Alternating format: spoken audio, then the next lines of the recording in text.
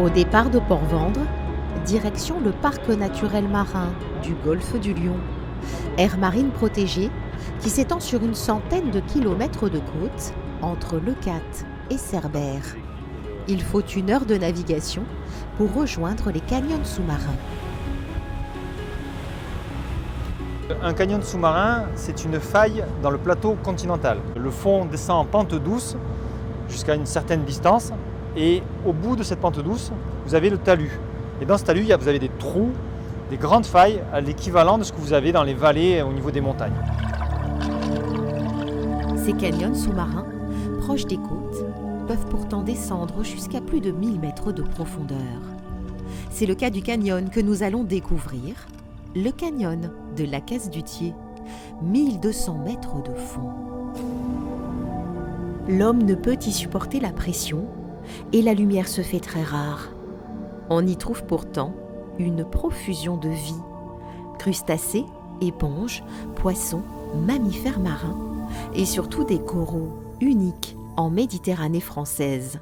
L'intérêt particulier du canyon de la Casse-du-Thier est la présence de coraux profonds d'eau froide, notamment 2 espèces particulières, Madrepora et Lophelia, que l'on retrouve en quantité vraiment impressionnante. En tout cas, à l'heure actuelle, on n'a pas trouvé d'autres canyons équivalents sur ces densités d'espèces dans tout le reste de la Méditerranée. Le parc, qui gère cet espace marin, doit protéger l'écosystème et donc l'étudier en profondeur. C'est un sous-marin téléguidé, le ROV, qui va descendre à plus de 500 mètres de fond. Est-ce que tu peux faire 5 mètres dans le nord, s'il te plaît ? Piloté de la surface par l'équipage sur ce bateau océanographique. Ici, c'est une collaboration entre scientifiques, agents du parc naturel marin du golfe du Lion et la COMEX pour étudier le canyon, comprendre cet écosystème profond et son évolution. Dans le canyon de la Casse-du-Thier qu'on étudie, il y a des coraux blancs, des coraux profonds. Et donc pour étudier ces coraux profonds, avec nos partenaires scientifiques, on teste des méthodes qui s'appellent de photogrammétrie 3D.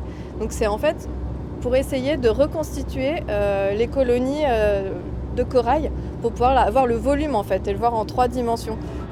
Ces études sont menées depuis 2008 au cœur du parc naturel marin du golfe du Lion. Les images ramenées par le ROV permettent ainsi d'en savoir plus sur la bonne santé des coraux. Car le canyon la Casse-du-Thier n'est qu'à une trentaine de kilomètres des côtes et soumis à de nombreux courants, mais aussi au Mistral et à la Tramontane, ce qui explique aussi cette profusion de vie sous-marine. En fait, les canyons, c'est des zones aussi de mélange entre les masses d'eau de surface et les masses d'eau de fond. C'est les vents qui en fait permettent ce mélange des masses d'eau, cette remontée des masses d'eau, ces upwelling qui vont jouer entre les courants et les reliefs. Et puis à l'inverse, la production de phytoplancton en surface qui descend dans les canyons, s'accumule dans les canyons et alimente un écosystème qui est extrêmement riche. Mais ce phénomène de courant peut aussi ramener vers le fond une pollution venue de la surface.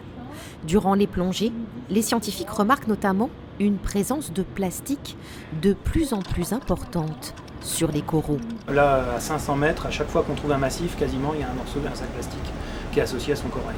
Très souvent, on voit qu'il y a plein de coraux morts qui sont sous ces plastiques. Donc on essaye de mesurer quel est l'impact sur l'état de santé des coraux de ces gros sacs plastiques, dans un premier temps. Et on se pose la question de savoir si les microplastiques, qui sont des fragments inférieurs à 5 mm, peuvent avoir un impact également sur ces coraux.